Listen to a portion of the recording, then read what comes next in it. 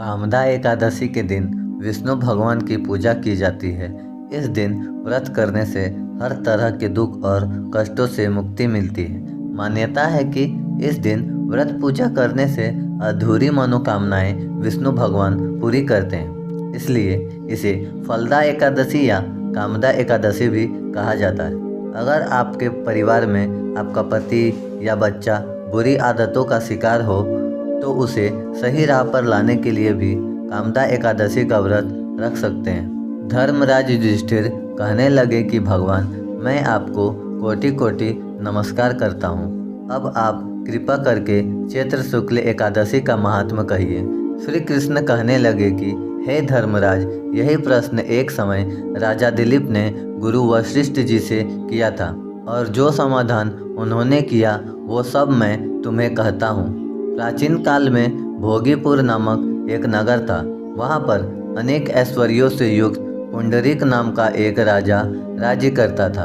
भोगीपुर नगर में अनेक अप्सरा, किन्नर तथा गंधर्व वास करते थे। उनमें से एक जगह ललित और ललिता नाम के दो स्त्री पुरुष अत्यंत वैभवशाली घर में निवास करते थे। उन दोनों में अत्यंत स्नेह था, यहाँ तक कि अलग अलग हो जाने पर दोनों व्याकुल हो जाते थे। एक समय पुंडरीक की सभा में अन्य गंधर्वों सहित ललित भी गान कर रहा था।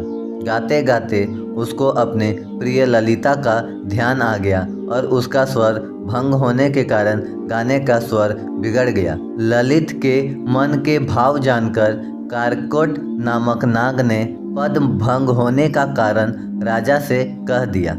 तब पुंडरीक ने क्रोधपूर्वक कहा कि तू मेरे सामने गाता हुआ अपनी स्त्री का स्मरण कर रहा है, अतः तू कच्चा मांस और मनुष्यों को खाने वाला राक्षस बनकर अपने किए कर्मों का फल भोग। पुंडरीक के श्राप से ललित उसी क्षण महाकाय विशाल राक्षस हो गया।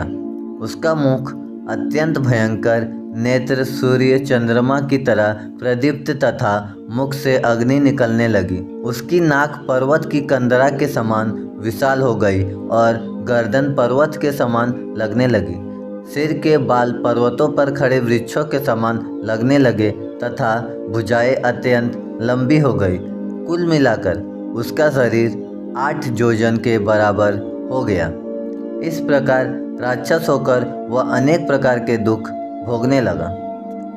जब उसकी प्रियतमा ललिता को यह वृत्तांत मालूम हुआ तो उसे अत्यंत खेद हुआ और वह अपने पति के उद्धार का यत्न सोचने लगी। वह राक्षस अनेक प्रकार के घोर दुख सहता हुआ घने वनों में रहने लगा। उसकी स्त्री उसके पीछे पीछे जाती और विलाप करती रहती। एक बार ललिता अपने पति के पीछे घूमती घूमती विंध्याचल पर्वत पर पहुंच गई, जहां पर श्रृंग ऋषि का आश्रम था। ललिता शीघ्र ही श्रृंग ऋषि के आश्रम में गई और वहां जाकर विनीत भाव से प्रार्थना करने लगी।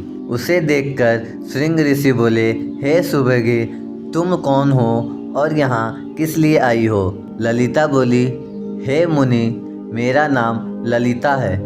मेरा पति राजा पुंडरीक के श्राप से विशालकाय राक्षस हो गया है। इसका मुझको महान दुख है। इसके उद्धार का कोई उपाय बतलाइए। श्रृंग ऋषि बोले, हे गंधर्व कन्या, अब चैत्र शुक्ल एकादशी आने वाली है, जिसका नाम कामदा एकादशी है। इसका व्रत करने से मनुष्य के सब कार्य सिद्ध होते हैं। यदि तू कामदा एकादशी का व्रत कर उसके पुण्य का फल अपने पति को दे दे तो वह शीघ्र ही राक्षस योनि से मुक्त हो जाएगा और राजा का श्राप भी अश्वमेव शांत हो जाएगा। मुनि के ऐसे वचन सुनकर ललिता ने चैत्र शुक्ल एकादशी आने पर उसका व्रत किया और द्वादशी को ब्राह्मणों के सामने अपने व्रत का फल अपने पति को देती हुई भगवान से इस प्रकार प्रार्थना करने लगी, हे प्रभु, मैंने जो यह व्रत किया इसका फल मेरे पति देव को प्राप्त हो जाए। जिससे वह राक्षस योनि से मुक्त हो जाए। एकादशी का फल देते ही उसका पति राक्षस योनि से मुक्त होकर अपने पुराने स्वरूप को प्राप्त हुआ। फिर अनेक सुंदर वस्त्राभूषण से युक्त होकर ललिता के साथ विहार करने लगा। उसके पश्चात वे दोनों विमान में बैठकर स्वर्गलोक को चले गए। वशिष्ठ मुनि कहने लगे, हे राजन, इस व्रत को विधि पूर्वक करने से समस्त पाप नाश हो जाते हैं तथा राक्षस आदि योनि भी छूट जाती है। संसार में इसके बराबर कोई और दूसरा व्रत नहीं है। इसकी कथा सुनने वाले को वाजपेयी यज्ञ का फल प्राप्त होता है।